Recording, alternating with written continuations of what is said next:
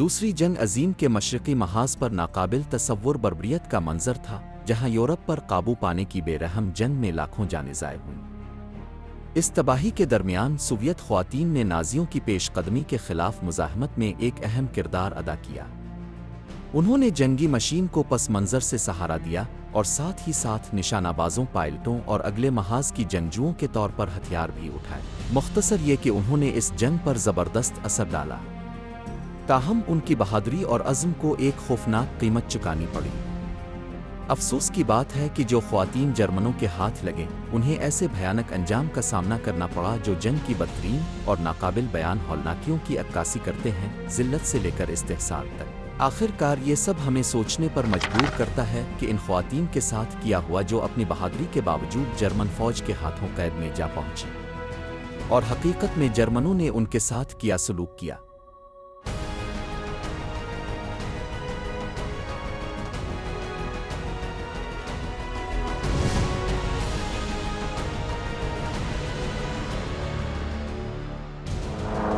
भूले बसरे सिपाही, सोवियत फ़ौज में ख़वातीन।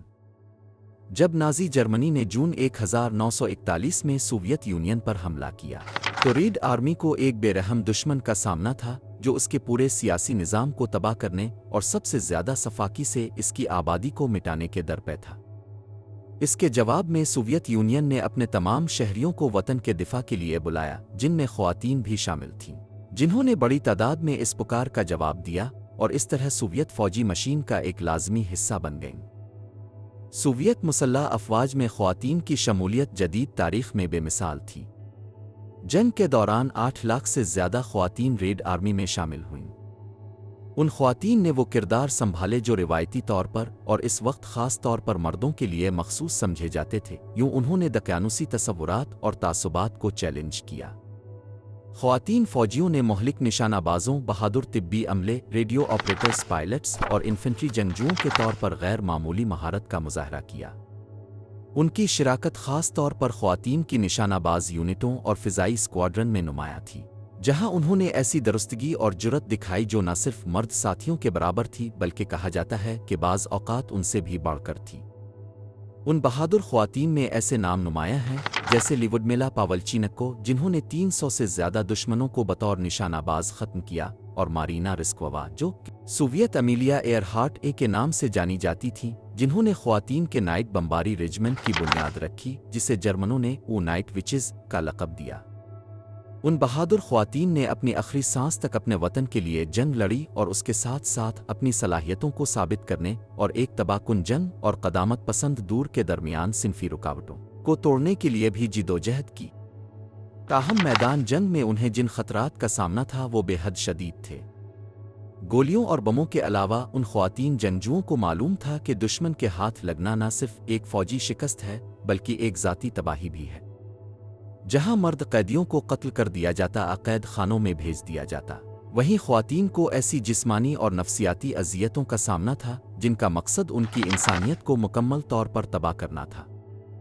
पकड़ी गई सोवियत ख़वातीन के साथ सलूक, यूँ कहा जाए तो नज़रियाती हिकारत और इंतहा दर्जे की औरत दुश्मनी का इम्तिजाज था। ये बात मरूफ़ है कि नाज़ियों के नज़दीक कम्युनिस्ट नज़रिया नाकाबिल बर्दाश्त था, और जो ख़वातीन इस नज़रिए के दिफा के लिए लड़ रही थीं, उन्हें एक बगावत की हैसियत दी जाती थी। इस गैर इंसानी सोच ने उन्हें इन ख़वातीन के ख़िलाफ़ भयानक जराइम के जवाज़ फराहम किए।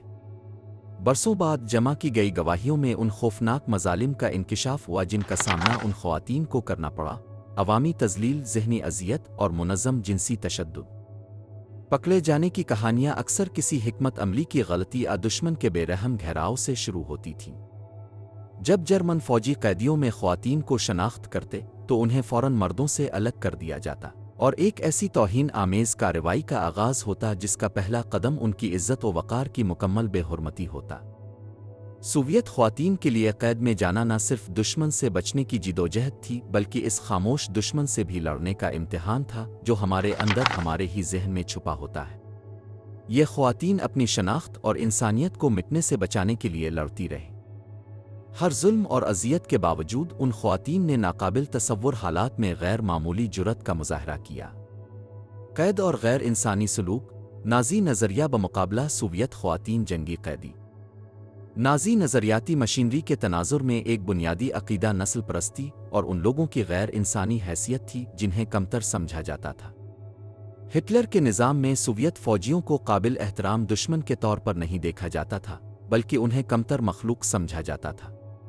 ये तहक़ीर सोवियत ख़वातीन जंगजुओं के लिए और भी शदीद थी, जिनसे किसी भी तरह के वक़ार आ इंसानियत का इनकार किया गया। नाज़ी हुकूमत ने सोवियत ख़वातीन को जंग में शिरकत की वजह से निस्वानियत की गद्दार और बिगड़ी हुई नज़रियात की हामिल करार दिया। ये दोहरी नज़रियाती और सिनफ़ी मज़म्मत नाज़ियों की नज़र में उनके बेरहमाना सलूक का जवाज़ फराहम करती थी। मग़रिबी जंगी कैदियों जैसे बरतानवी या अमरीकी सिपाहियों को बैन अल-अक़वामी मुआहदों की बदौलत निस्बतन बेहतर सलूक मिला, जबकि पकड़े गए सोवियत फ़ौजियों को एक बेहद सफ़ाक अंजाम का सामना करना पड़ा। ख़वातीन के लिए ये अज़ियतें मज़ीद ज़ालिमाना साबित हुईं, जहाँ जिस्मानी इस्तेहसाल को मुकम्मल गैर इंसानी सलूक के साथ जोड़ा गया। जैसे ही सोवियत ख़वातीन जंगजू कैद हुईं, उन्हें उनके तमाम हुकूक शनाख्त और इज़्ज़त से महरूम कर दिया गया। कैद खानों में उन्हें पहरेदारों के सामने बरहना होने पर मजबूर किया गया, जो उन्हें जलील करके अपनी ताकत का इजहार करना चाहते थे। एक जिंदा बच जाने वाली कैदी, जिसकी शनाख्त अनिया इसके नाम से हुई, ने याद करते हुए कहा, वो हमें इस तरह देख रहे थे जैसे हम कोई मवेशी हों। हम जितना भी मुज़ाहमत करते आ रोते, वो हंसते, क्योंकि उनके लिए हम इंसान नहीं थे। शहादतें इस हकीकत की तरफ भी इशारा करती हैं कि दीगर कौमियतों की ख़वातीन के साथ मुख्तलिफ सलूक किया जाता था। अगरचे फ्रांसीसी या पोलिश ख़वातीन कैदियों को जबरी मशक्क़त का सामना था, फिर भी उन्हें अपने अहल खाना से ख़त व किताबत अहाता के सामान वसूल करने की इजाज़त थी, जबकि सोवियत ख़वातीन को जान बूझ कर अलग थलग रखा जाता और उन्हें बैरूनी दुनिया से मुकम्मल तौर पर काट दिया जाता। ये तन्हाई उनकी ज़ाती और कौमी शनाख्त मिटाने और नाज़ियों के इस बयानिए को तक़वियत देने की कोशिश थी कि सोवियत अवाम का दुनिया में कोई मकाम नहीं। ये हैरान कुन नहीं कि जिस्मानी तशद्दुद कैद का एक लाज़मी हिस्सा था। इस दौर की रिपोर्ट्स के मुताबिक सोवियत ख़वातीन कैदियों को मुनज़्ज़म तरीक़े से अज़ियत दी जाती थी, बाज़ औक़ात मालूमात निकालने के लिए और बाज़ औक़ात सिर्फ़ मुहाफ़िज़ों के तफ़रीही मशग़ले के तौर पर। उन्हें बुनियादी खुराक और सफाई सुथराई की सहूलियात से महरूम रखा गया, जिसके नतीजे में बीमारियां आम हो गईं, मगर उनका इलाज शाज़ और नादिर ही किया जाता। एक कैदी, जिसे नीना के नाम से जाना जाता है, ने अपनी याददाश्तों में लिखा, ऐसे दिन आते जब हमें फफूंदी लगी रोटी के टुकड़े दिए जाते। हम उन्हें खाते ताकि मरने से बच सकें, मगर हर नवाला इस बात की याद दहानी कराता कि हम उनके नज़दीक महज साए से ज़्यादा कुछ नहीं थे। जिनसी तशद्दुद भी जंग में उन ख़वातीन के ख़िलाफ़ एक हथियार के तौर पर इस्तेमाल किया गया। बाद में मुहक्किकीन की जानिब से जमा करदा शहादतें इन मज़ालिम की शिद्दत को ज़ाहिर करती हैं, जो इनफ़रादी तकालीफ से लेकर नफ्सियाती तबाही की मुनज़्ज़म हिकमत अमली तक फैली हुई थी। नाज़ियों के लिए इस किस्म के तशद्दुद का मकसद सिर्फ़ ख़वातीन को ज़ेर करना नहीं था, बल्कि दुश्मन को अपनी बालादस्ती का पैगाम भी देना था। इस बेरहमी के दरमियान कुछ ख़वातीन ने छोटे मगर मानी खेज़ तरीक़ों से अपनी इज़्ज़त बरकरार रखने की कोशिश की। एक दूसरे के साथ रोटी बांटना, धीमी आवाज़ में सोवियत नग़मे गाना, अपने ज़ालिमों की आंखों में आंखें डाल कर देखना, ऐसे मुज़ाहमती अमल थे जो छोटे होने के बावजूद एक नाकाबिल तस्ख़ीर हौसले की अलामत थे। नाज़ी हुकूमत ने एक ऐसा निज़ाम तश्कील दिया था जिसका मकसद सोवियत कैदियों को जिस्मानी और ज़हनी तौर पर तोड़ना था। ताहम जिंदा बच जाने वालों की कहानियाँ, जैसे तमारा इवनोवा की, जिन्होंने बरसों बाद लिखा, वो हमें मिटा देना चाहते थे, मगर वो मेरी सरजमीन और मेरे लोगों के लिए मेरे जज्बे को छीन ना सके, इस बात की गवाही देती हैं कि बदतरीन गैर इंसानी हालात में भी बहुत सी ख़वातीन उम्मीद की एक चिंगारी बचाने में कामयाब रहे। तारीख़ का ये तारीख़ बाब नाज़ी हुकूमत की सफाकियत को बेनकाब करता है, मगर यह हमें उन ख़वातीन की बेपनाह क़ुव्वत का भी दर्स देता है जिन्होंने नाकाबिल तसव्वुर मज़ालिम का सामना करने के बावजूद अपनी रूह में मुज़ाहमत का चिराग जलाए रखा। ताहम ये वो वाहिद मुसीबत नहीं थी जिसका सामना सोवियत ख़वातीन को जर्मन फ़ौज के हाथों करना पड़ा। अंदरूनी खौफ, तीसरी रीख में सिनफ़ी तशद्दुद और जिनसी तशद्दुद। जिनसी तशद्दुद को एक जंगी हथियार के तौर पर इस्तेमाल किया गया ताकि सोवियत ख़वातीन कैदियों को ज़ेर किया जा सके, उन्हें जलील किया जा सके और उनकी इंसानियत को ख़त्म किया जा सके। अगरचे इस अमल को सरकारी दस्तावेज़ात में बाज़ाब्ता तौर पर दर्ज नहीं किया गया, मगर जर्मन अफ़वाज के अंदर इसे खामोशी से फ़रोग़ दिया गया। गिरफ्तार सोवियत ख्वातीन को एक बेमिसाल सतह की बर्बरियत का सामना करना पड़ा, जहां उनके जिस्म नज़रियाती बालादस्ती और ताकत के इजहार के लिए मैदान जंग बन गए। ये समझा जाता है कि दूसरी जंग अजीम के दौरान किया जाने वाला जिनसी तशद्दुद महज बेकाबू फौजियों की इनफरादी हरकत नहीं थी, बल्कि ये दुश्मन के हौसले पस्त करने और उन अफराद की रूह को तोड़ने की एक हिकमत अमली का हिस्सा था जो सोवियत यूनियन के लिए लड़ रहे थे। मौरखीन जैसे एंटोनी बीवर ने इस बात को दस्तावेजी शक्ल में महफूज किया है कि नाज़ी फौजियों ने सोवियत ख्वातीन को दोहरी इंतकाम का निशाना बनाया, एक तो कम्युनिस्ट होने की वजह से और दूसरा रिवायती सिनफी किरदारों को चैलेंज करने की जसारत करने पर जब उन्होंने जंग में हिस्सा लिया। जैसे ही वो गिरफ्तार हुईं, बेशुमार सोवियत ख्वातीन को जिनसी ज़्यादती का निशाना बनाया गया। कैद के हालात न सिर्फ इन मजालिम को फ़रोग़ देते थे बल्कि उन्हें एक आम मामूल बना देते थे। 1943 की रेड क्रॉस रिपोर्ट में बयान किया गया, सोवियत ख्वातीन कैदियों को अक्सर तफ्तीश के लिए मुंतखब किया जाता था, जो दरहकीकत एक ऐसा इस्तिआरा था जिसमें जिस्मानी और जिनसी तशद्दुद शामिल था, जिसके बाद वो ना जिस्मानी तौर पर पहचानी जा सकती थीं और ना ही रूहानी तौर पर। 1942 में कैद होने वाली मारीना पेट्रोवना ने बरसों बाद बयान किया, उन्होंने हमें एक कमरे में बंद कर दिया। एक अफसर ने कहा कि वो हमें बोलने पर मजबूर करेंगे, मगर वो मालूमात नहीं चाहते थे, वो हमें तबाह करना चाहते थे। उनके अल्फाज बेशुमार ख्वातीन कैदियों की हकीकत की अक्कासी करते हैं, इन्हें इंसान के तौर पर नहीं बल्कि महज अपनी ताकत की हवस को तस्कीन देने के लिए एक जरिया समझा जाता था। हिरासती और कैदी कैंपों में जिनसी तशद्दुद गैर इंसानी बनाने की वसी हिकमत अमली का हिस्सा था। मुताद्दिद मौक़े पर ख्वातीन कैदियों को बरहना होने पर मजबूर किया गया, जबकि फ़ौजी उन्हें यूं जांचते जैसे वो महज अशिया हो।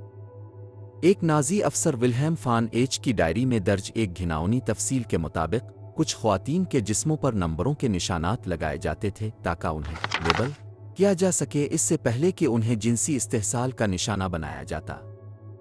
इशूट्स, ब्रिगम्बल्सन और दीगर कैंपों में कैदी ख्वातीन को बारहा मखसूस बैरकों में ले जाया जाता, जिन्हें फ़ौजियों के दरमियान और लज्जत के सील्स के नाम से जाना जाता था। अगरचे सरकारी तौर पर उन्हें काम करने की जगह करार दिया गया, मगर यह मालूम है कि बेशुमार कैदी उन बैरकों से जिंदा वापस न आ सके।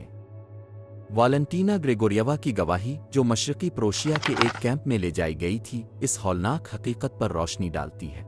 कई रातें हम छुपने की कोशिश करते, बिस्तरों के नीचे गड़े खोदते, बीमारी का बहाना बनाते, मगर वो हमेशा हमें निकालने का कोई ना कोई रास्ता ढूंढ लेते। हम उनके नज़दीक औरतें नहीं थीं, हम महज साए थे जिन्हें वो जब चाहें रौंद सकते थे। एक और नुमाया मिसाल ओल्गा पी का केस है, जिसे डाखा के करीब एक फैक्ट्री में मजदूरी के लिए रखा गया। बरसों बाद उन्होंने बयान किया कि फ़ौजी हर दिन के इख्तिताम पर सबसे कम उम्र ख्वातीन को रात की तफरीह के लिए मुंतखब करते। हर दिन मौत की सज़ा जैसा था, उन्होंने याद किया। नाज़ी जानते थे कि यह तशद्दुद इंसानी जहन पर कितना असर डाल सकता है और उसका इस्तेमाल महज जिस्मानी नुकसान पहुंचाने के लिए नहीं किया गया था। ख्वातीन कैदियों को एक नफसियाती टूट फूट का सामना करना पड़ा, जिसने उन्हें उम्मीद और यहाँ तक कि जिंदा रहने की ख्वाहिश से भी महरूम कर दिया। बहुत सी ख्वातीन को आतशक, सीफल्स जैसी बीमारियां लगें, जो न सिर्फ उनके जिस्मानी कमजोरी का सबब बने बल्कि उन्हें मजीद जिल्लत का निशाना बनने के काबिल भी बना दिया। 1945 में एक सोवियत डॉक्टर, जिसने जिंदा बच जाने वालों का इंटरव्यू लिया, ने बयान किया कि बहुत सी ख्वातीन कैदी किस हालत में वापस आए। उनके बाल झड़ चुके थे, उनकी हड्डियां टूटी हुई थीं और वो शदीद ग़िज़ाई क़िल्लत का शिकार थीं।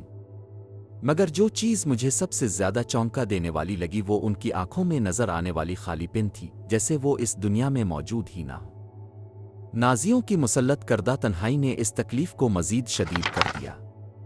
ख्वातीन किसी पर भरोसा नहीं कर सकती थीं, हत्ता कि अपने साथी कैदियों पर भी नहीं, क्योंकि उन्हें धोखा दिए जाने का खौफ था। इस जबरी अलहदगी ने तन्हाई और अज़ियत के लिए एक साज़गार माहौल पैदा कर दिया। हालिया तहकीक से ये इंकिशाफ हुआ है कि बाज़ नाज़ी अफसरान ने ख्वातीन कैदियों से मालूमात हासिल करने के लिए जिनसी तशद्दुद का इस्तेमाल किया। 2017 में जर्मन आर्काइव से गैर खुफिया किए गए दस्तावेज़ात में ऐसे शवाहिद मिले कि कुछ सोवियत ख्वातीन कैदियों को नफसियाती तौर पर तोड़ने के लिए पूछ-गुछ से पहले ख़ास तौर पर जिनसी तशद्दुद का निशाना बनाया गया। सबसे हौलनाक वाक़यात में से एक खातून का था, जिसे सिर्फ तानिया ऊ के नाम से दर्ज किया गया। इसे एक घात लगाकर पकड़ने के बाद कैद कर लिया गया था। महफूज शदा रिकॉर्ड से पता चलता है कि इस पर जिस्मानी और जिनसी अजियत के इंतहाई वहशियाना तरीक़े आजमाए गए, मगर उसके बावजूद इसने अपनी फ़ौजी यूनिट के बारे में कोई मालूमात ज़ाहिर नहीं की। इस सतह की मुज़ाहमत ने हता कि इसके काबज़ीन को भी हैरान कर दिया, जैसा कि एक जर्मन कमांडर के दस्तखत शदा रिपोर्ट में जिक्र किया गया, जिसने इसे ज़िद्दी खामोशी के तौर पर बयान किया। इन तमाम जराइम की संगीनी के बावजूद बहुत कम मुजरिमों को इंसाफ के कटहरे में लाया गया। नीवरमबर्ग ट्रायल्स में जिनसी तशद्दुद को किसी मखसूस जुर्म के तौर पर तस्लीम नहीं किया गया, जिसकी वजह से बहुत सी जिंदा बच जाने वाली ख़वातीन को खामोशी और महरूमी का सामना करना पड़ा। इस तारीख़ी कोताही को जदीद दौर के मौर्रिख़ीन और कारकुनों ने तनकीद का निशाना बनाया है, जो इस बात पर जोर देते हैं कि इन जराइम को तस्लीम करना मुतासरीन की याद को खराज तहसीन पेश करने के लिए इंतहाई ज़रूरी है। 1947 में सोवियत अदालत के सामने गवाही देने वाली चंद ख़वातीन में से एक इरीना ज़ात्सेवा के अल्फाज इस नाइंसाफ़ी की बाज़गश्त है। उन्होंने हमें इस्तेमाल किया, हमें तबाह किया और फिर हमें भला दिया। अब हमारे लिए कौन बोलेगा? अगरचे बहुत सी ख़वातीन ने खामोशी में अजियत सही, कुछ ने जिंदा रहने और अपनी ज़िंदगियों को दोबारा तामीर करने के रास्ते तलाश किए। उनकी शहादतें इंसानी क़ुत मुज़ाहमत का एक सबूत हैं, जो वहशियाना बर्बरियत के मुकाबले में भी कायम रही। हैरत अंगेज़ बात यह है कि इस जिनसी तशद्दुद के बावजूद वो उन ख़वातीन की असल रूह को ख़त्म न कर सके, जिनकी याद आज भी मुकम्मल गैर इंसानी सलूक के ख़िलाफ़ मुज़ाहमत की अलामत के तौर पर जिंदा है। तीसरी रीख में जबरी मशक्क़त, ग़ुलामी। नाज़ियों के जबरी मशक्क़त के निज़ाम ने उनकी जंगी कोशिशों को बरकरार रखने में एक कलीदी किरदार अदा किया। जैसे जैसे जर्मन मर्दों को अगले महाज पर भेजा गया, रीख को कारखानों, खेतों और दीगर बुनियादी सनतों में मजदूरों की जगह पुर करने की ज़रूरत थी। इस पस मंज़र में पकड़ी गई सोवियत ख़वातीन कैदी एक ऐसे वसीले के तौर पर देखी गईं जिन्हें बेरहमी से इस्तेहसाल का निशाना बनाया गया। अपने घरों से हज़ारों मील दूर मुंतकिल की गईं, ये ख़वातीन इंतहाई मशक्क़त, भूख और गैर इंसानी रिहायशी हालात के एक ना ख़त्म होने वाले चक्कर में कैद होकर रह गईं। ये ज़िक्र करना ज़रूरी है कि जहाँ कई ख़वातीन कैदियों को जिनसी तशद्दुद का सामना करना पड़ा, वहीं जबरी मशक्क़त के लिए मखसूस ख़वातीन ने एक अलग किस्म की अज़ियत झेली। अगरचे उनके जिस्मों को बरा रास्त ज़िल्लत के हथियार के तौर पर इस्तेमाल नहीं किया गया, मगर जिस्मानी थकन और इस्तेहसाल ने उन पर एक ऐसा निशान छोड़ा जो कभी ना मिट सका। जर्मन अफ़वाज ने सोवियत यूनियन पर हमले के इब्तिदाई महीनों से ही हज़ारों ख़वातीन को गिरफ्तार करके उन्हें रीख की कोशिशों के लिए ज़रूरी मजदूर का दर्जा दे दिया। उन कैदियों को माल बरदार ट्रेनों में भेजा गया, जहां जिंदा रहने की ज़मानत देना भी मुश्किल था। 1942 की एक जर्मन रिपोर्ट तफसील से बयान करती है कि कैदियों को कई हफ्तों तक मुनासिब खुराक पानी के बगैर सफ़र पर मजबूर किया गया, जबकि वो सख्त सर्दियों की शिद्दत बर्दाश्त करने पर मजबूर थीं। जब वो अपनी मंजिल पर पहुंचती तो उन्हें असलहा साजी की फैक्ट्रियों, ज़री खेतों और सनती वर्कशॉपों में तकसीम कर दिया जाता। अक्सर ये कारखाने बरा रास्त जंगी कोशिशों से मुंसलिक थे। एक नुमाया मिसाल आग्सबर्ग में मुयस्सर शिम्प फैक्ट्री थी, जहां लड़ाका तैयारे तैयार किए जाते थे। वहां सैकड़ों सोवियत कैदियों को 16 घंटे तक मुसलसल मुसल्ला पहरे में काम करना पड़ता था। तात्याना एम, जो एक गोला बारूद बनाने वाली फैक्ट्री में जिंदा बचने वाली कैदी थीं, ने अपनी कहानी यूं बयान की। हमें सूरज तुलू होने से पहले जगाया जाता और जानवरों की तरह कतार में चलाकर काम पर ले जाया जाता। मशीनों का शोर बहरा कर देने वाला था और हम थकन के मारे लड़खड़ा रहे होते, लेकिन हमें मालूम था कि अगर हम गिरे तो हमें घसीट कर ले जाया जाएगा और हम कभी दोबारा अपने साथियों को नहीं देख सकेंगे। जबरी मशक्क़त के कैंपों में जिंदगी एक मुस्तकिल जिदोजहद थी। ख़वातीन को तंग और गुंजान बैरकों में रखा जाता, जो कमज़ोर लकड़ी के बने होते और उनमें मुनासिब हरारत का कोई बंदोबस्त नहीं था। सर्दियों में दर्जा हरारत -20 डिग्री सेंटीग्रेड से नीचे गिर जाता और बहुत सी ख़वातीन कैदी रात को एक दूसरे को गिले लगाकर अपनी मामूली सी जिस्मानी हरारत बांटने पर मजबूर होती। खुराक इंतहाई कलील और नाक़िस मेयार की थी।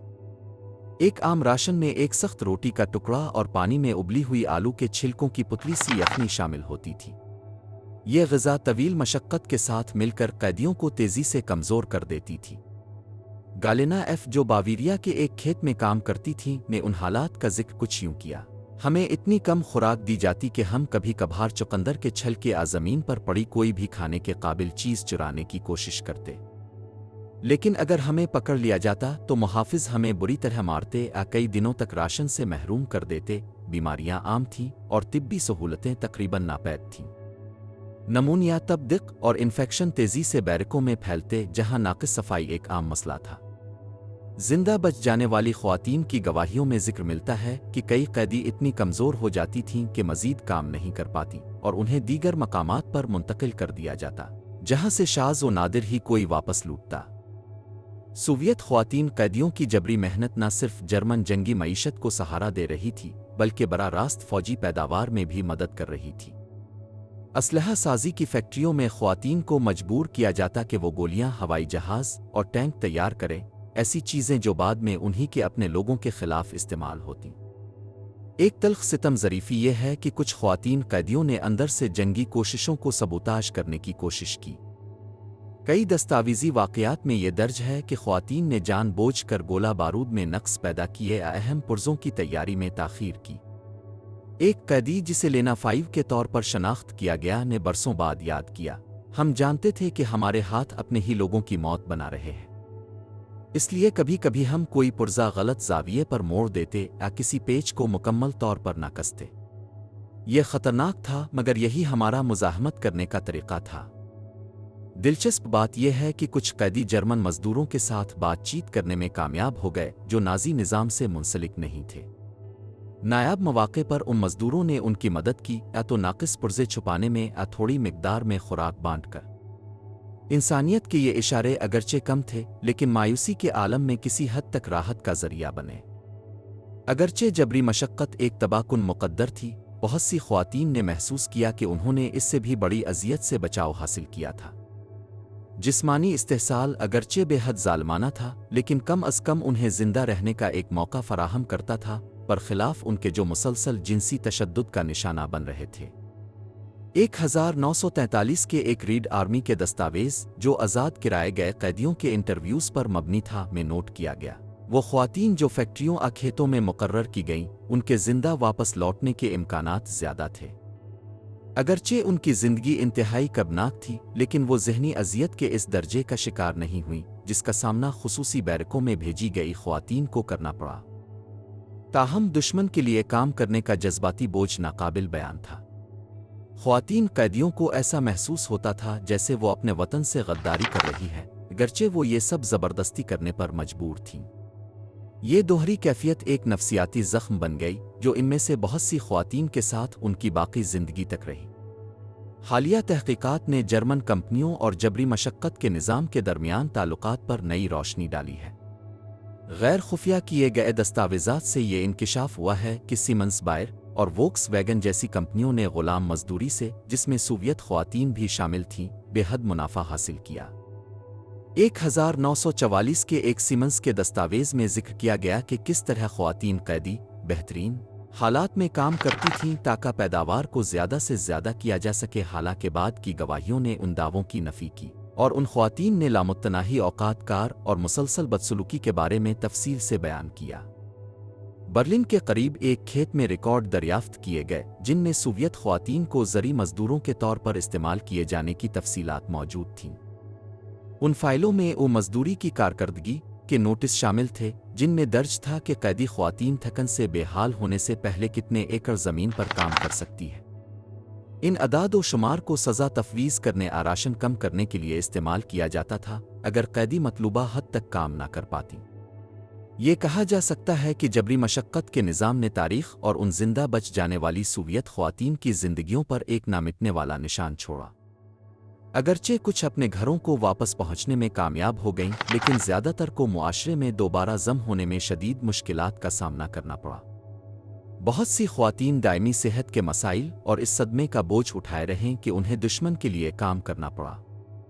जर्मन जंगी कोशिशें इन ख़वातीन की मशक्क़त की बुनियाद पर उस्तवार की गईं, जिनकी कहानी आज भी इस बात का इंतबाह है कि जंग के दौरान गैर इंसानी सलूक किस हद तक जा सकता है। दोज़ख में मुज़ाहमत, हिम्मत और बगावत की कहानियाँ।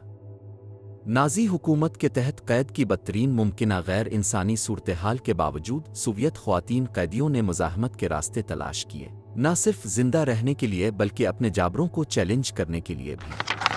मुस्तकिल खतरे के बावजूद उन ख्वातीन ने गैर मामूली जुर्रत का मुजाहरा किया, खुफिया नेटवर्क्स बनाए, फरार की मंसूबाबंदी की और नाजी कोशिशों को सबूताज किया। उनकी मुज़ाहमत चाहे मुतहर्रिक हो या खामोश इंसानी अज़्म की एक गवाही है जो मुतलक जबर के खिलाफ भी मजबूती से खड़ी रही। फ़आल मुज़ाहमत की एक आम शक्ल जबरी मशक्क़त के कैंपों और फैक्ट्रियों में तख़रीबकारी थी। अपनी जान खतरे में डालकर बहुत सी कैदियों ने जानबूझकर मशीनरी को नुकसान पहुंचाया, तैयार शुदा मसनूआत में रद्दोबदल किया, पैदावार के अमल को सुस्त कर दिया। एक नुमाया वाक़या हैम्बर्ग के करीब एक गोला बारूद बनाने वाली फैक्ट्री में पेश आया, जहां सोवियत ख्वातीन कैदियों के एक ग्रुप ने गोलियों में जानबूझकर नकाइस पैदा किए। इनमें लारस्सा ज़ैद भी शामिल थीं, जिन्होंने बरसों बाद बताया, हम जानते थे कि हर गलत बनी हुई गोली किसी न किसी की जान बचा सकती है। ये हमारा जंग जारी रखने का तरीक़ा था। मुज़ाहमत की एक और मिसाल राइनलैंड के एक खेत में देखने को मिली, जहां ख्वातीन कैदियों ने फसलों को सबूताज करने के लिए बीजों को गलत अंदाज में बोया और उन्हें सर्दी के रहम व करम पर छोड़ दिया। अगरचे मुहाफ़िज़ों ने इन नताइज को नोट किया, लेकिन वो अक्सर मुजरिमों की निशानदेही करने में नाकाम रहे, क्योंकि मज़दूरों के दरमियान ज़बरदस्त यकजहती मौजूद थी। नाज़ियों की तरफ से मुसल्लत की गई तन्हाई के बावजूद सोवियत ख्वातीन कैदियों ने खुफिया नेटवर्क्स कायम किए ताकि एक दूसरे की मदद कर सकें और अपनी इंसानियत को बरकरार रख सकें। ये नेटवर्क्स छोटे पैमाने पर मुज़ाहमत के इक़दामात मुनज़्ज़म करते, खुराक, कपड़े आ दवाएँ बांटते और खुफिया पैगामात के ज़रिए उम्मीद को ज़िंदा रखते। रीवंसब्रूक, जो ख़ास तौर पर ख्वातीन के लिए बनाया गया एक कैंप था, वहाँ सोवियत ख्वातीन कैदियों के एक ग्रुप ने खतूत और छोटे पैकेटों की स्मगलिंग का निज़ाम कायम किया। अनास्तासिया पी, जो इस कैंप से जिंदा बच निकलने वाली थी, ने याद किया कि किस तरह एक मामूली सा पैगाम भी उम्मीद की किरण साबित हो सकता था। मुझे एक पर्चा मिला जिस पर लिखा था, हम अब भी मजबूत हैं। इस पर कोई दस्तखत नहीं थे, लेकिन मुझे मालूम था कि मैं अकेली नहीं हूँ। ये पैगामात किसी भी हथियार से ज़्यादा ताकतवर थे। कुछ कैंपों में खुफिया नेटवर्क्स में दीगर कौमियतों के कारकुन भी शामिल थे। बर्गन-बिसन में ये मालूम हुआ कि सोवियत और पोलिश ख्वातीन ने मिलकर मालूमात का तबादला किया और मुहाफ़िज़ों के लिए मुख्तस खुराक में तख़रीबकारी की। ये किस्म की यकजहती अगरचे नायाब थी, लेकिन इसने साबित किया कि नाज़ी हुकूमत की पैदा करदा तकसीम को यकजहती के जज्बे से मात दी जा सकती है। नाज़ी कैंपों से फ़रार होना इंतहाई मुश्किल था, फिर भी कुछ कैदियों ने जुर्रतमंदाना मंसूबे बनाए और उन पर अमल भी किया। सबसे हैरान कुन कहानी नटिलेजी की है, जिन्होंने 2 दीगर कैदियों के साथ मिलकर वारसा के करीब एक कैंप में बैरक के नीचे एक सुरंग खोदी। सुरंग तंग और अंधेरी थी। हम बारी बारी पूरी रात खुदाई करते, चमचों का इस्तेमाल करते जो हमने छुपा रखे थे। हमें कई हफ्ते लगे, लेकिन आखिरकार हमने रास्ता बना लिया, वो नटिले ने 1950 में एक इंटरव्यू में बताया। वो तीनों मुहाफ़िज़ों की नज़रों से बच निकलने में कामयाब हुईं और एक करीबी गांव पहुंच गईं, जहां पोलिश किसानों ने उन्हें पनाह दी और मकामी मुज़ाहमत में शामिल होने में मदद दी। एक और दस्तावेज़ी वाक़या 1944 में पेश आया, जब जर्मनी ले जाने वाली एक ट्रांसपोर्ट ट्रेन में सवार ख्वातीन कैदियों के एक ग्रुप ने फौरी तौर पर अपनी जंजीरें खोलने के लिए देसी औजार इस्तेमाल किए और चलती ट्रेन से छलांग लगा दी।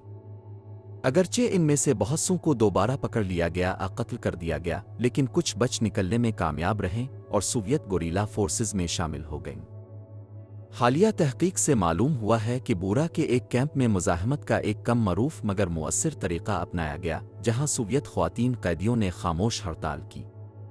कई दिनों तक उन्होंने बीमार और कमज़ोर होने का बहाना किया, जिससे एक फ़ौजी स्पेयर पार्ट्स फैक्ट्री में पैदावार रुक गई।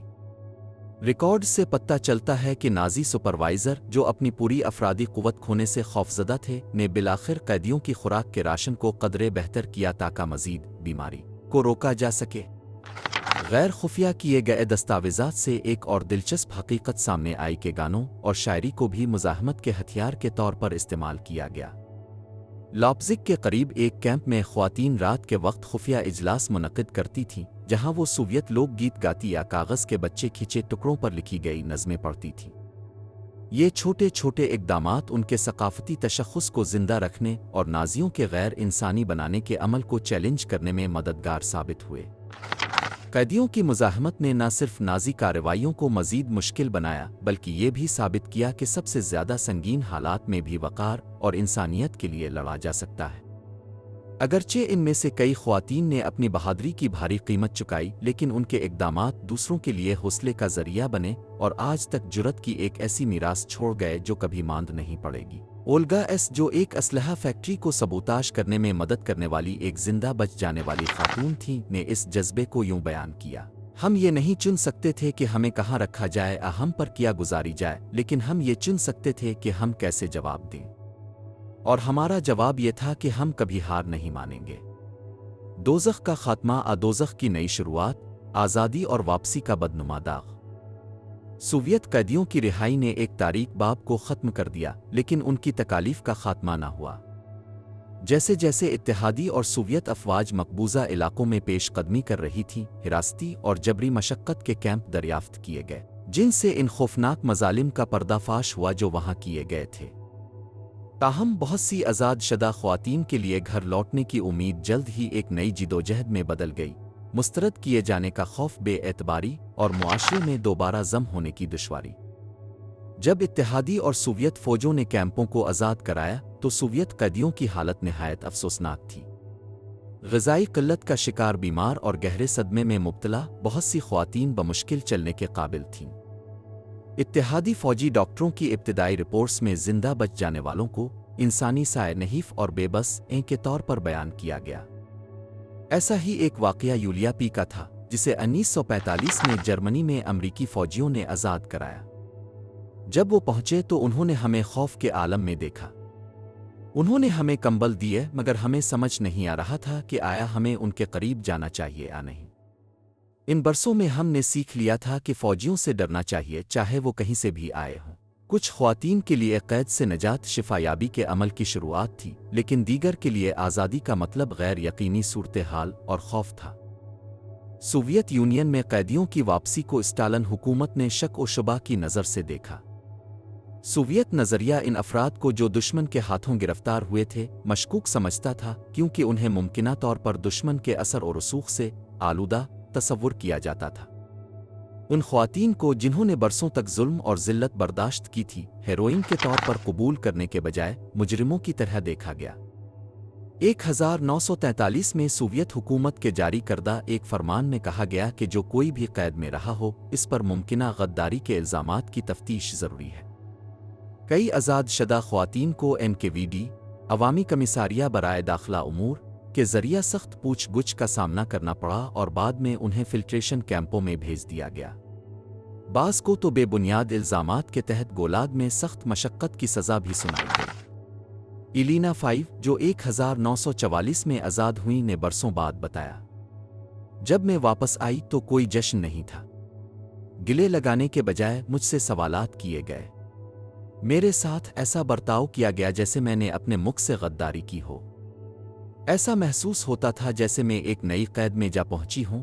जो ख्वातीन गोलाग में भेजे जाने से बच गईं, उन्हें अपनी ज़िंदगी दोबारा बनाने में बेपनाह मुश्किलात का सामना करना पड़ा।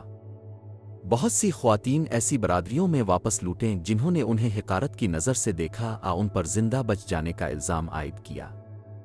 जंग से शदीद मुतासरा मुआशरे में ये तसव्वुर के कोई नाज़ी कैंपों से जिंदा वापस आ सकता है, शक व शुबा का बाइस था। सरकारी प्रोपेगेंडा कैदियों को मुमकिना गद्दार के तौर पर पेश करता था, जिसने अवाम में इस रवैये को मज़ीद तक़वियत दी। ये बदनुमा दाग सिर्फ ख्वातीन तक महदूद नहीं रहा, बल्कि उनके ख़ानदानों पर भी असरअंदाज हुआ। कुछ रिश्तेदारों ने उन्हें तस्लीम करने से इनकार कर दिया, सियासी इंतकाम के खौफ से। कई ख्वातीन ने अपने नाम बदल लिए और दूसरी जगहों पर मुंतकिल हो गईं ताकि एक नई जिंदगी शुरू कर सकें, उन लोगों से दूर जो उनके माजी से वाकिफ थे। मारीना आर, जो 1945 में लीनिनग्रेड वापस आईं, ने अपनी रुदाद यूं बयान की, मेरी माँ ने मुझसे कहा, तुम हमारे लिए शर्मिंदगी का बाइस हो। हमें नहीं मालूम कि तुमने जिंदा रहने के लिए क्या कुछ किया होगा। मैंने कभी नहीं सोचा था कि मेरा अपना घर भी वो जगह होगी जहां मुझे अपनी इज्जत के लिए लड़ना पड़ेगा। अगरचे ज़्यादातर कहानियां तकलीफ दे हैं, लेकिन कुछ ख्वातीन ऐसी भी थीं जिन्हें मददगार बरादरियां मिल गईं। कुछ देही इलाकों में जिंदा बच जाने वाली ख्वातीन ज़री कोऑपरेटिव्स में शामिल हो गईं, जहां वो माजी के बारे में सवालात के बगैर काम कर सकती थीं। कुछ साबिक फ़ौजियों की तंजीमें भी थीं जो आज़ाद कराई गई ख्वातीन को जज्बाती और मादी मदद फराहम करने की कोशिश करती थीं, हालांकि ये कोशिशें महदूद और अक्सर रियासत के ज़ेर कंट्रोल होती थीं। एक नुमाया मिसाल नटिले की है, जो एक देही स्कूल में मुअल्लिमा के तौर पर दोबारा अपनी जिंदगी का आगाज करने में कामयाब हुई, लेकिन उन्होंने अपनी कैद का जिक्र कभी नहीं किया। कई दहाइयों बाद बिलाखिर उन्होंने 1980 में अपने तलबा के साथ अपनी कहानी शेयर की। मैंने उन्हें ये सब इसलिए बताया क्योंकि मैं नहीं चाहती थी कि वो ये सब भूल जाएं, लेकिन इसलिए भी कि मैं उन्हें ये सिखाना चाहती थी कि जिंदा बच जाना कोई गद्दारी नहीं बल्कि एक जीत है। हालिया बरसों में गैर खुफिया किए गए दस्तावेज़ात से पता चला है कि कुछ आज़ाद शुदा कैदियों ने अपने माजी को छुपाने के तख्लीकी तरीक़े अपनाए। मुतअद्दिद ख्वातीन ने साबिक गोरीला जंगजुओं की मदद से जाली दस्तावेज़ात बनवाए, जबकि कुछ ने फर्जी कहानियां गढ़ के वो दुश्मन के कब्जे से फरार हो गई थी, इससे पहले कि वो बाज़ाब्ता तौर पर कैदी बनाई जाती। एक ख़ास तौर पर दिलचस्प दरियाफ्त मिन्स्क के करीब एक मतरूका बैरक में मिली एक डायरी थी, जो एक कैदी की थी जिसकी शनाख्त सिर्फ ऊटी के नाम से की गई। इसकी तहरीरों में दर्ज था कि वो सोवियत हुक्काम को ये यकीन दिलाने का मंसूबा बना रही थी कि इसे कैद के बाद जासूस के तौर पर काम करने पर मजबूर किया गया था, एक झूठ जिसने गालिबन इसकी जान बचाई। आज़ाद शुदा सोवियत कैदियों ने अपनी बाकी ज़िंदगी अपने तजर्बात का बोझ उठाते हुए गुजारी। बहुत सी ख्वातीन ने खामोशी इख्तियार की, अपने किस्से सुनाने के समाजी और सियासी नताइज से खौफजदा होकर। दहाइयों बाद सोवियत यूनियन के खात्मे के बाद कुछ जिंदा बच जाने वाली ख्वातीन ने अपनी गवाहियां अवामी सतह पर बयान करनी शुरू कीं। घर लूटना उनके लिए फतह का लम्हा होना चाहिए था, मगर उन ख्वातीन के लिए ये एक नई जंग का आगाज साबित हुआ, अपनी जिंदगियों और वक़ार को इस मुआशरे में वापस हासिल करने की जंग जो उनकी कुर्बानियों को भूलने को तरजीह देता था। इरीना पी, एक जिंदा बच जाने वाली, ने इस हकीकत को उन अल्फाज में बयान किया, हमने नाजियों के खिलाफ कैंपों में जंग लड़ी, लेकिन जब हम वापस आए तो हमें अपने ही लोगों के खिलाफ अपनी बेगुनाही साबित करने के लिए जंग लड़नी पड़ी। ये वाक़या जो बेशुमार सोवियत ख्वातीन के साथ पेश आया, हमें ये सोचने पर मजबूर करता है कि शायद ये ख्वातीन एक दोज़ख से निकलकर दूसरी दोज़ख में दाखिल हुईं, अपनों की ज़िल्लत आमेज़ बेएतनाई और सियासी सतह पर इस बदनुमा दाग के साथ कि वो दुश्मन के साथ मजबूरना ही सही काम कर चुकी थीं। नाकाबिले वजाहत नाइंसाफ़ियाँ, जंग के बाद के मुकदमात में ख्वातीन कैदियों के खिलाफ जराइम। दूसरी जंग अजीम बिलाशुबा वहशत और मसाइब की ऐसी मीरास छोड़ गई जिसे हज़म करना मुश्किल है, और नीवरमबर्ग मुकदमात नाजी हुकूमत की जानिब से किए गए मजालिम पर इंसाफ के क़याम की एक बेमिसाल कोशिश बने। ताहम जंगी जराइम को दस्तावेज़ करने और उनका मुहासबा करने की कोशिशों के बावजूद सोवियत ख्वातीन कैदियों के खिलाफ किए गए मखसूस जराइम, ख़ास तौर पर जिनसी तशद्दुद और गैर इंसानी इस्तेहसाल, बड़ी हद तक नज़रअंदाज रहे। नीवरमबर्ग मुकदमात जो 1945 और 1946 के दरमियान मुनक़िद हुए, जंगी जराइम, इंसानियत के खिलाफ जराइम और नस्ल कशी पर मरकूज़ थे। ताहम जिनसी तशद्दुद को एक मखसूस जुर्म के तौर पर नहीं देखा गया। वो सोवियत ख्वातीन कैदी जो इन मजालिम का शिकार हुईं, उन्हें गवाही के लिए नहीं बुलाया गया और उनके तजर्बात नाजी जराइम की वसीतर कहानी के साए में दब गए। नीवरमबर्ग की अदालती कार्रवाइयों का तज्जिया जाहिर करता है कि अगरचे बाज़ गवाहियों में रैप और दीगर ज़ियादतियों का जिक्र किया गया, लेकिन उन्हें बुनियादी शवाहिद के तौर पर नहीं लिया गया। मुअर्रिख़ वेंडी लोअर के मुताबिक ख्वातीन कैदियों के खिलाफ जिनसी तशद्दुद को जंगी नुकसान के तौर पर देखा गया, न कि एक मुनज़्ज़म जंगी जुर्म के तौर पर। इस नज़रअंदाज किए जाने ने इन मुतासरीन की खामोशी को बरकरार रखा। रियोनज़ बरूक कैंप, जो मुकम्मल तौर पर ख्वातीन कैदियों के लिए मखसूस था, उन चंद मकामात में शामिल था जहाँ जिनसी ज़्यादती से मुताल्लिक़ सबूत पेश किए गए। ताहम उन मजालिम के मुर्तकिब अफराद को इन मखसूस जराइम पर कोई इल्ज़ाम नहीं दिया गया और मुतासरीन के लिए इंसाफ अधूरा रह गया। मुकदमात के कई दहाइयों बाद मुअर्रिखीन ने उन खाली जगहों को पुर करने का आगाज़ किया जो जंग के बाद के अदालती अमल में छोड़ी गई थीं। साबिक सोवियत यूनियन और जर्मनी में महफूज शुदा दस्तावेज़ात के खिलने से मुहक्किकीन को वो दस्तावेज़ात हासिल करने का मौका मिला जो सोवियत ख्वातीन कैदियों के खिलाफ होने वाले मजालिम की हद को जाहिर करती है। 1992 में रूसी मुहक्किकीन के एक ग्रुप ने नाजी कैंपों में कैद सोवियत ख्वातीन की हालत पर एक तफसीली रिपोर्ट शाये की। इस रिपोर्ट में पहले नामालूम गवाहियां शामिल थीं, जैसे कि ज़ीनाइदे आई, जिन्होंने बयान किया कि उन्हें और दीगर ख्वातीन को रियोनज़ बरूक में तिब्बी तजर्बात का निशाना बनाया गया। हमें ऐसी चीज़ें इंजेक्ट की गईं जिन्हें हम समझ ना सके। इसके बाद हमारे पीर सूज गए और हम में से कुछ चलने के काबिल ना रहे। किसी ने हमें कुछ नहीं बताया। हम तजर्बाती अशिया की मानंद थे।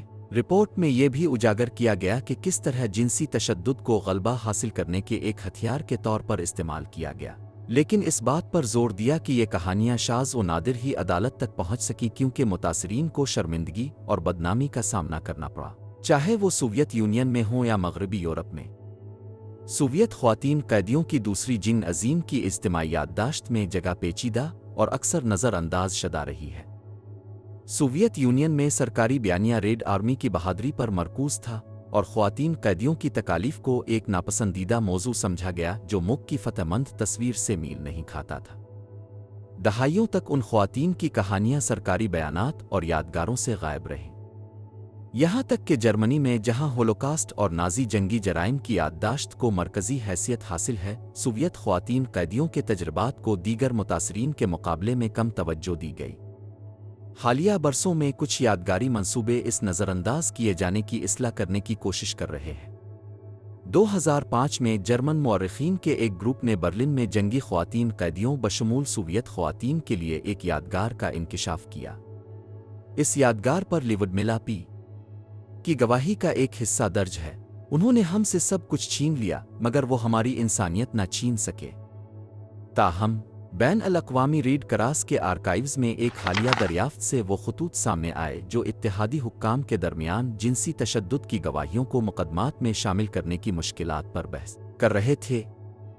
एक खत जो 1946 में लिखा गया था में एक अफसर ने तशवीश जाहिर की कि ये बयानात उस ज़्यादा बड़े जराइम से तवज्जो हटा सकते हैं। ये सोच इस वक्त के इस अमूमी नज़रिए की अक्कासी करती है कि ख्वातीन के खिलाफ मजालिम को इंसाफ के लिए तरजीह नहीं दी गई। एक और दिलचस्प पहलू आना के का केस है, जिन्होंने शट्टगार्ट के करीब एक कैंप में कैद के दौरान अपनी कहानी को एक डायरी में कलम बंद किया। ये डायरी जो उनकी औलाद ने 2011 में दरियाफ्त की, न सिर्फ उन पर होने वाले मजालिम की तफसीलात बयान करती है बल्कि उनकी अपनी इज्जत नफस बरकरार रखने की कोशिशों को भी उजागर करती है। एक तहरीर में उन्होंने लिखा, वो समझते हैं कि हम कमज़ोर हैं मगर हर दिन जो मैं जिंदा रहती हूँ वो उनके लिए एक छोटी सी शिकस्त है जिसे वो मुझसे नहीं छीन सकते। हालिया दहाइयों में कुछ ममालिक ने इन ख्वातीन के मसाइब को तस्लीम करना शुरू कर दिया है। 1997 में रूस ने जंगी जिंदा बच जाने वालों की गवाहियों को दस्तावेज करने के लिए एक इक़दाम का आगाज़ किया जिसमें ख्वातीन कैदियों की कहानियां भी शामिल थीं। अगरचे ये कोशिश ताख़ीर से की गई लेकिन इसने कई ख्वातीन को आखिरकार अपनी कहानी सुनाने का मौका दिया। वीरा एस की गवाही जो इस मंसूबे का हिस्सा थी, बहुत से जिंदा बच जाने वालों के एहसासात की तर्जुमानी करती है। हम आज़ाद हो गए मगर दुनिया ने हमें भला दिया। वो हमारी कहानी नहीं सुनना चाहते थे क्योंकि वो तकलीफ दे थी। मैं सिर्फ चाहती हूं कि लोग याद रखें कि हमने किया सहा। नाजियों के हाथों कैद की गई सोवियत ख्वातीन कैदियों की कहानी दूसरी जिंग अजीम की याददाश्त में एक खुला जख्म बनी हुई है। अगरचे कुछ हालिया कोशिशों ने उनकी कुर्बानी और मसाइब को खराज तहसीन पेश करने की कोशिश की है, मगर अभी भी बहुत कुछ करना बाकी है ताकि उनकी कहानियों को मुकम्मल तौर पर आलमी तारीखी बयानिए में शामिल किया जा सके। उन ख्वातीन के गिर्द कायम खामोशी ने न सिर्फ नाइंसाफ़ी को बरकरार रखा बल्कि आने वाली नस्लों को नाजी बर्बरियत की मुकम्मल हकीकत को समझने से भी महरूम कर दिया। सोवियत कैदियों की कहानी, जिन्हें नाजियों ने कैद किया, जंग के मजालिम और तनाज़ों की इंसानी कीमत पर एक सियासाया की मानिंद है। ये ख्वातीन जिन्होंने अपने वतन के लिए बहादुरी से जंग लड़ी, नाकाबिले तसव्वुर हौलनाकियों का सामना करती रही। इंसानियत से महरूमी, जिनसी तशद्दुद, जबरी मशक्क़त और आज़ादी के बाद मुस्तरद किए जाने का कर्ब। इस सब के बावजूद उनकी जिस्मानी और जज्बाती क़ुव्वत बर्दाश्त इस हकीकत की गवाही बनी कि इंसान शदीद तरीन मुसीबतों का सामना कर सकता है। ताहम कई दहाइयों तक उनके मसाइब को शर्मिंदगी, बदनामी और इंतखाबी तारीख़ी याददाश्त की तरजीहात के बाइस खामोश कर दिया गया। उनके खिलाफ किए गए जराइम को अदालत में नज़रअंदाज कर दिया गया और उनकी कहानियों को दूसरी जिंग अजीम के सरकारी बयानिए में हाशिए पर रखा गया। आज इस जंग के आगाज़ को ज़्यादा से ज़्यादा इसी साल से ज़ायद का अरसा गुजर चुका है और उनकी कुर्बानी को तस्लीम करना महज तारीख़ी इंसाफ का अमल नहीं बल्कि जंग के मजालिम को मुकम्मल तौर पर समझने की एक कोशिश भी है। उनकी आवाज़ें अगरचे देर से सुनी गईं, हमें याद दिलाती हैं कि हम उन्हें फरामोश न करें। उन ख्वातीन की याद एक सबक है कि माजी में किया हुआ एक नाकाबिले मिट निशान है जो इंतहाई तारीक, मायूस कुन और दर्दनाक पस मंज़र से जड़ा हुआ है। लेकिन ये इस बात की भी तंबीह है कि अगर हम इंसानियत से महरूमी और तशद्दुद का मुकाबला न करें तो ये सब कुछ दोबारा भी हो सकता है। जो काम बाकी है वो ये है कि हम सब मुत्तहिद होकर उनकी बहादुरी और तकालीफ को खराज तहसीन पेश करें और उन्हें इंसानी तारीख़ के सबसे तारीक अबवाब में मुज़ाहमत की अलामत के तौर पर हमेशा याद रखें।